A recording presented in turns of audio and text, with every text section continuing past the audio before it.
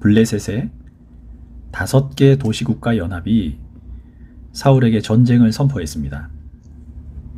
다윗을 데리고 있던 가드왕 아기스도 다윗에게 자기와 함께 참전해 달라고 요청합니다. 사무엘상 28장은 1, 2절에서 이런 전쟁 직전의 상황을 설명하다가 사울에게 초점을 맞춥니다. 블레셋 군대를 보고 두려움에 떨던 사울이 하나님께 어떤 답변도 듣지 못하자 신접한 무녀 하나를 수소문해서 찾아갔던 사건이었죠. 이렇게 잠시 사울에게 향했던 사무엘서 기자의 눈은 29장에서 다시 블레셋과 다윗 쪽의 상황을 보여줍니다. 자, 1절과 2절부터 보겠습니다. 블레셋 사람은 모든 부대를 아벡에 집결시켰고 이스라엘 사람은 이스르엘에 있는 셈가에 진을 쳤다. 블레셋 사람의 지도자들은 수백 명, 수천 명씩 거느리고 나아갔으며 다윗도 부하를 거느리고 그 행렬의 맨 뒤에서 아기스와 함께 나아갔더니 28장에서 자신과 함께 전쟁에 나가달라는 아기스의 요청으로 다윗은 난처한 상황에 처했습니다. 사울 때문에 가드 땅으로 도망쳐 망명을 하긴 했지만 언젠가는 동족들에게 돌아가야 할 몸이었지요. 아기스가 이번 전쟁에서 공을 세우면 평생 자기의 경호대장을 시켜주겠다고 약속했지만 앞으로 그를 계속해서 섬길 마음도 없습니다. 무엇보다 동족들을 가능한 많이 죽여야 하는 싸움이지요. 왕이 될 사람으로서 그런 행위만은 피해야 했습니다. 그렇다고 참전하지 않겠다며 거부할 수도 없는 상황입니다. 가지 않겠다고 하면 자신과 부하들의 안전을 보장받을 수 없습니다. 가겠다고 하면 이스라엘에게 칼을 겨눠야 하는 상황이 된 겁니다. 다윗의 마음이 얼마나 괴롭고 힘들었을지 짐작이 되십니까? 이 상황을 어떻게 빠져나갈 것인가? 아마도 다윗은 부하들과 머리를 맞대고 많은 의견을 주고받았을 겁니다. 절박한 심정으로 하나님께 피할 길을 내어주시라고 매달리기도 했겠지요. 그러다 뚜렷한 해결책이 떠오르지 않아서 그냥 나 하나 죽으면 다 끝날 일이다, 이런 극단적인 생각까지 했을지도 모르겠습니다. 고민 끝에 다윗은 일단 전쟁에 참여하기로 합니다. 블레셋 군대 행렬의 맨 뒤에서 함께 전장으로 향한 거지요. 그런데 이때 뜻하지 않은 일이 벌어집니다. 다른 연합체 지휘관들 중에 다윗을 알아본 사람들이 아기스를 찾아와 항의한 겁니다. 자, 이 부분 구절이 조금 길지만 당시 항의했던 내용을 한번 보겠습니다. 3절에서 5절입니다. 블레셋 사람의 지휘관들이 항의하였다. 이 히브리 사람들이 무엇 때문에 여기에 와 있습니까? 아기스가 블레셋 사람의 지휘관들에게 말하였다. 귀관들도 알다시피 이 사람은 이스라엘 왕 사울의 종이었던 다윗이요. 그가 나와 함께 지낸 지가 이미 한두 해 지났지만 그가 망명하여 온 날부터 오늘까지 나는 그에게서 아무런 허물도 찾지 못하였소. 그러나 블레셋 족속의 지휘관들은 다윗에게 분노를 터뜨렸다. 블레셋 족속의 지휘관들이 아기스에게 강요하였다. 저 사람을 돌려보내십시오. 임금님께서 그에게 지정하여 준 그곳으로 그를 돌려보내시고 우리와 함께 싸움터에 나가지 않도록 하여 주십시오. 싸움터에 나가서 그가 우리의 대적으로 돌변할지도 모르는 일입니다. 그가 무엇을 가지고 자기의 주인과 화해할 수가 있겠습니까? 우리 군인들의 머리를 잘라다 바쳐서 하지 않겠습니까? 그가 바로 이스라엘 백성이 춤을 추면서 사울은 수천 명을 죽이고 다윗은 수만 명을 죽였다 하고 추켜 세우던 그 다윗이 아닙니까? 이들은 다윗과 그의 부하들을 보고 이 히브리 사람들이라고 표현했습니다. 히브리 사람이란 말은 매우 부정적이고 냉소적인 시각이 들어가 있는 표현입니다. 굳이 우리말로 하자면 떠돌이 놈들, 지저분하고 집도 없는 놈들, 빌어먹는 것들, 이 정도 어감인 거지요. 이들이 얼마나 다윗과 이스라엘을 향해 큰 거부감을 가지고 있었는지 알 수 있습니다. 이들이 이런 반응을 보인 것은 사실 당연했습니다. 전력이 아무리 상대보다 우위에 있더라도 얼마든지 변수가 생겨 전세가 뒤집힐 수 있는 것이 전쟁이지요. 더군다나 내부에 적이 있는 경우에는 군사력의 우열과는 상관없이 치명적인 상황을 맞을 수 있습니다. 한창 급하게 행군하던 중에 지휘관들이 찾아와 항의했다는 것은 그만큼 다른 지휘관들이 이 상황을 심각하게 여겼다는 뜻입니다. 다윗을 절대로 믿을 수 없다는 거지요.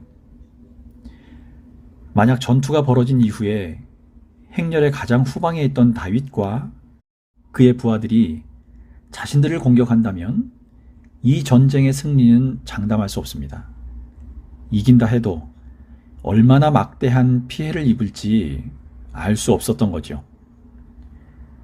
다윗이 전투 중에 변심해서 자기들을 치고 블레셋 군의 머리를 가져다 사울에게 바치면서 다시 사울과 화해할 수도 있다는 겁니다. 실제로 사무엘상 13장 믹마스 전투 장면에서 살펴봤듯이 당시 블레셋은 많은 이스라엘 사람들의 투항을 받아냈습니다. 그런데 그들이 다시 자기들에게 대항했던 경험이 있었던 거지요. 자, 사무엘상 14장 24절만 잠시 확인하고 가겠습니다. 블레셋 사람들 편을 들어 싸움터에까지 나왔던 히브리 사람들도 이제는 돌이켜서 사울과 요나단이 지휘하는 이스라엘 편이 되었다. 자, 이런 전례까지 있으니 아기스야 다윗의 충성심에 일말의 의심조차 없다라고 말했지만 이번만큼은 다른 지도자들을 설득할 수가 없었습니다. 그래서 어쩔 수 없이 다윗을 불러 그의 참전을 취소해야겠다고 통보합니다. 자, 6절과 7절입니다. 마침내 아기스가 다윗을 불러 말하였다. 주님께서 확실히 살아계심을 걸고 맹세하지만 장군은 정직하였소.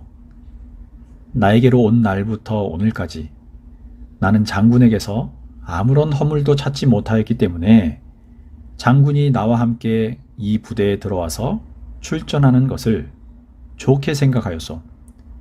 그런데 저 지휘관들은 장군을 못마땅해 하오.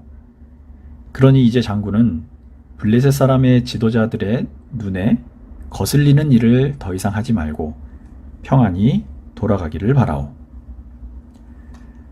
아기스가 다윗을 보고 내린 평가를 다시 한번 보십시오. 정직했다 라고 말합니다. 이 정직했다, 히브리어 야샤르는 어떤 악의나 사심도 없이 곧고 바르게 행동하는 것을 가리키는 말입니다. 다윗의 의로움을 칭찬하고 있는 거지요.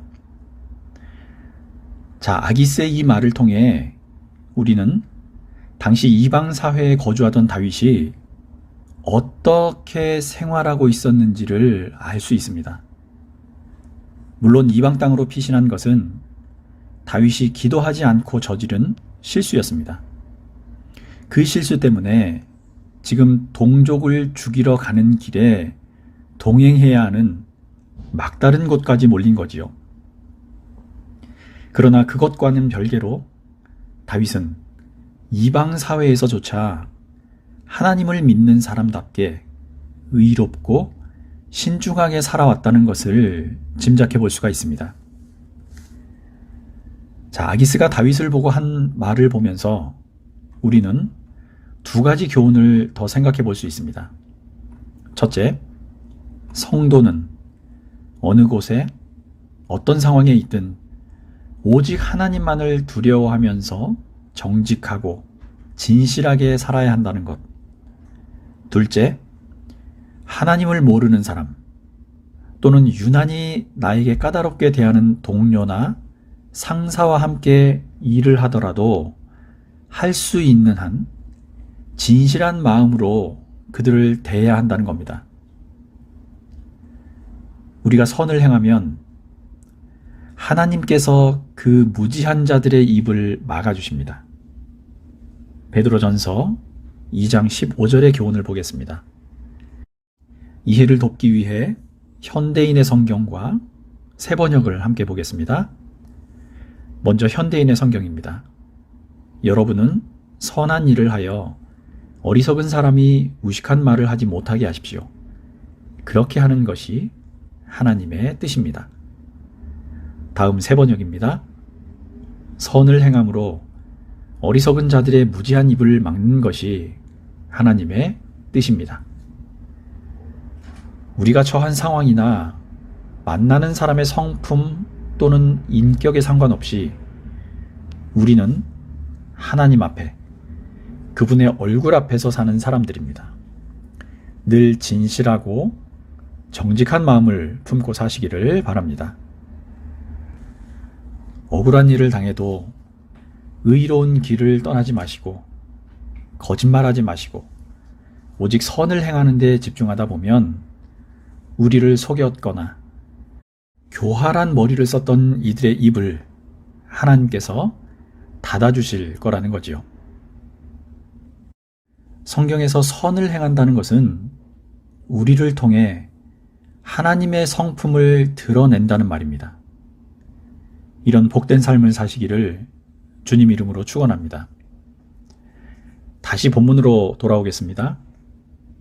조금 전 상황이 그려지십니까? 이제 아기스는 다윗에게 했던 약속을 번복해야 하는 안타깝고 미안한 상황이 되어버렸습니다. 아기스는 다윗에게 한 가지 부탁을 더 합니다. 블레셋 사람의 지도자들의 눈에 거슬리는 일을 하지 말아달라는 겁니다. 참전을 못하게 되었다고 해서 괜한 문제를 일으키지 말라는 단순한 부탁이 아니라요, 아기스가 앞으로도 다윗을 자신의 곁에 두고 싶은 마음이 있다는 걸 보여주는 말입니다. 반면 다윗은 속으로 매우 기뻐했을 겁니다. 자신이 죽느냐, 동족을 죽이느냐의 기로에 섰던 딜레마가 한순간에 해결되었기 때문입니다. 지금까지 자신을 괴롭혀오던 문제를 이런 방식으로 해결해 주시는 하나님의 방법에 감탄과 감사도 드렸을 겁니다. 그런데 그 기쁨을 아기스 앞에서는 표현할 수가 없었지요. 그래서 다윗이 이번에는 오히려 더 역정을 내며 아기스에게 항의합니다. 자기가 무슨 잘못을 했기에 주군을 위해 충성할 기회를 빼앗느냐는 겁니다. 8절입니다. 이번에는 다윗이 아기스에게 항의하였다. 내가 잘못한 일이 무엇입니까? 임금님을 섬기기 시작한 날부터 오늘에 이르기까지 임금님께서 말씀하신 대로 종에게서 아무런 허물이 드러나지 않았다면 왜 이 종이 이제 나의 상전이신 임금님의 원수들과 싸우러 나갈 수가 없습니까? 자, 이 구절에서 나의 상전이신 임금님이란 명칭은 이중적인 의미가 있습니다. 한 가지는 아기스를 가리키는 말입니다. 다윗이 아기스를 완전히 안심시키기 위해서 여전히 거짓된 말을 하고 있는 거지요. 다른 한 가지는 나의 상전이신 임금님이 사울을 가리킨다는 해석입니다. 앞부분에 했던 것과 똑같이 임금님이라고 지칭하고는 있지만 굳이 이름을 드러내지 않고 나의 상전이신 임금님이라고 한 것은 다윗이 이 말 속에 자신의 왕은 여전히 사울이며 그의 원수가 바로 당신들이다. 왜 내가 내 왕인 사울의 원수, 당신들과 싸우러 갈 수가 없는 것이냐? 이런 의도를 교묘하게 숨긴 채 언어 유희로 상대방을 속이고 있다는 겁니다. 자, 이 둘 중에 어느 쪽으로 해석을 하든지 하나님께 왕으로 기름 부은 받은 자로서 사실은 명예롭지 못한 행동입니다. 다윗이 하나님께 묻지 않고 자신의 생각대로 아기스의 휘하에 들어온 일이 이렇게 끝까지 다윗에게, 자신에게 거짓말을 하도록 끌고 가고 있는 거지요. 다윗의 항의를 들은 아기스는 부드러운 말로 다윗의 마음을 달래줍니다. 9절에서 11절입니다. 아기스가 다윗에게 대답하였다. 장군이 정직하다는 것을 나는 잘 아오. 나는 장군을 하나님의 천사처럼 여기오. 그런데 블레셋 사람의 지휘관들이 장군과 함께는 싸움터에 나가지 않겠다고 말하오. 그러니 이제 장군이 데리고 있는 옛 주인의 종들과 더불어 내일 아침 일찍 일어나시오. 내일 아침에 일찍 일어나서 해가 뜨는 대로 떠나도록 하시오. 그리하여 다윗은 다음 날 아침에 일찍 일어나 부하들과 함께 출발하여 블레셋 사람의 땅으로 돌아오고 블레셋 족속은 이스라엘로 올라갔다.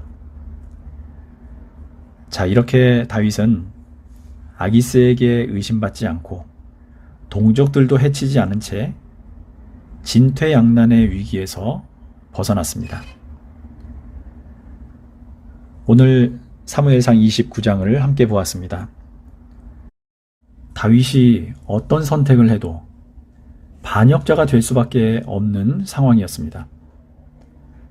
하나님의 뜻과는 상관없이 자신의 생각대로 이방 사회에 들어갔고 그들의 용병으로 살아오던 다윗이었습니다. 그럼에도 하나님께서는 다윗을 이스라엘의 지도자로 사용하실 계획을 포기하지 않으시고 전혀 뜻밖의 피할 길을 열어주셨습니다. 우리는 성경에 나오는 이런 사건들을 통해서 우리 선택의 실수나 생각의 오만함 때문에 절망적인 상황에 처하더라도 하나님께서는 기어코 당신의 뜻을 성취해 가신다는 것을 배워야만 합니다. 그리고 자녀로, 일꾼으로, 성도로 택하신 우리를 결코 버리지 않으시는 신실한 분이라는 진리도 다시 한번 기억하고 감사해야만 할 것입니다.